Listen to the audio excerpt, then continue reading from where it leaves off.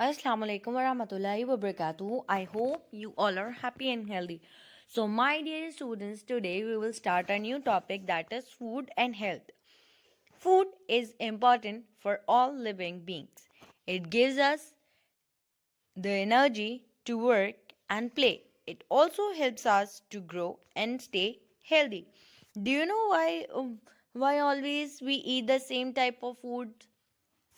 No, we have to take breakfast, lunch, and then dinner.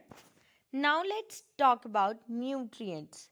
So different types of food gives our body all that it needs to perform various activities.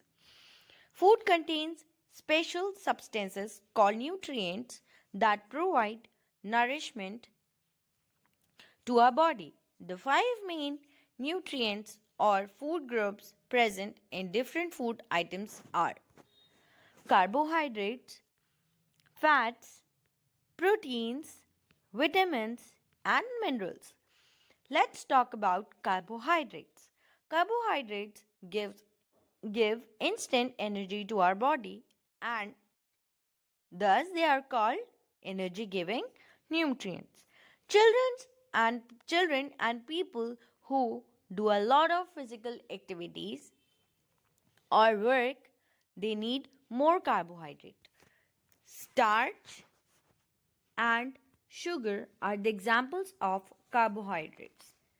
Cereals such as wheat, maize, these are the examples of carbohydrates. So, foods such as chapatis, breads, bread and idli, they are rich in carbohydrates. Bananas and potatoes are also contains carbohydrates. Talk about fats. Fats gives us more energy than carbohydrates. They also keep our body warm.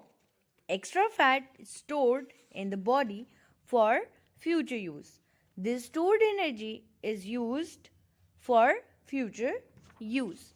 So, this stored energy is used when the body does not get sufficient amount of food. So, oil and butter and ghee are rich in fat. Nuts such as almonds, cashew nut, and groundnuts are also contain fats. Now let's talk about proteins. Proteins helps us to grow. They also repair the damaged part of the body. Proteins are also called body building nutrient.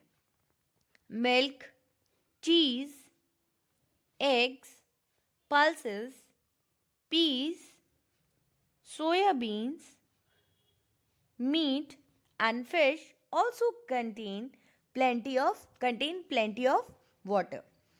So who need more proteins? A children or an adult? Hmm? Of course, children. Now let's talk about vitamins and minerals.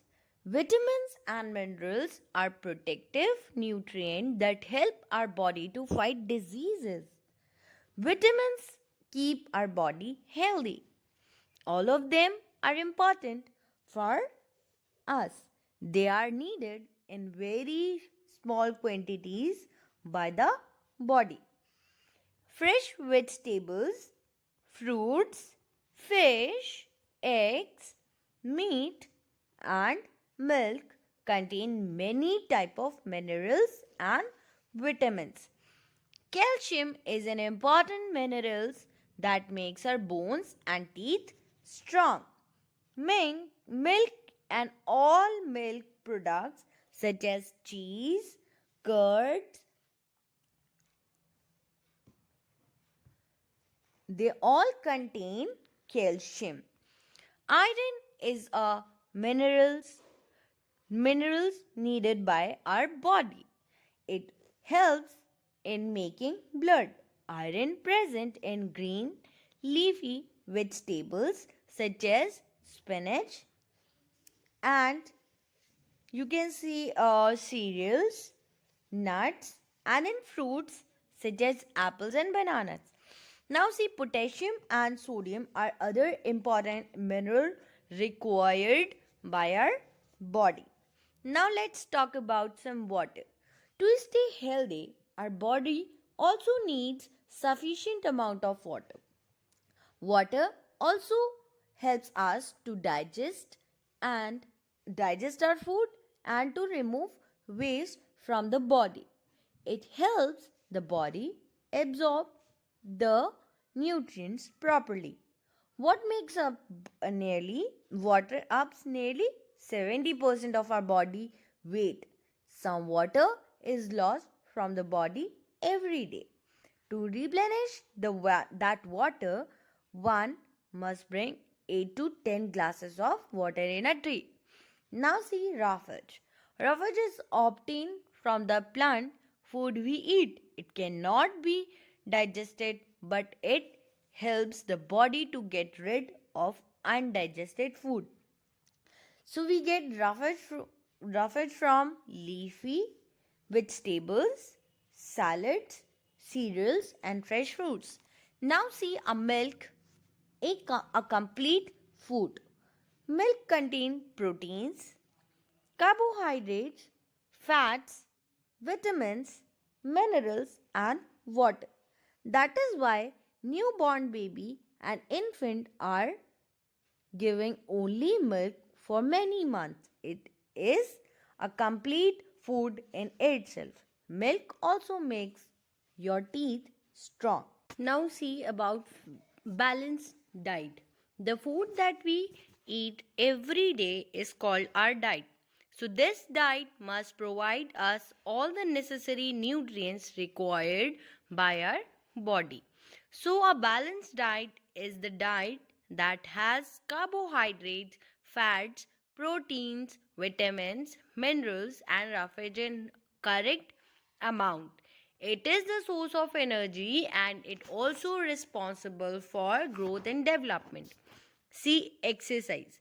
Exercise keeps the body fit. It makes the muscles strong.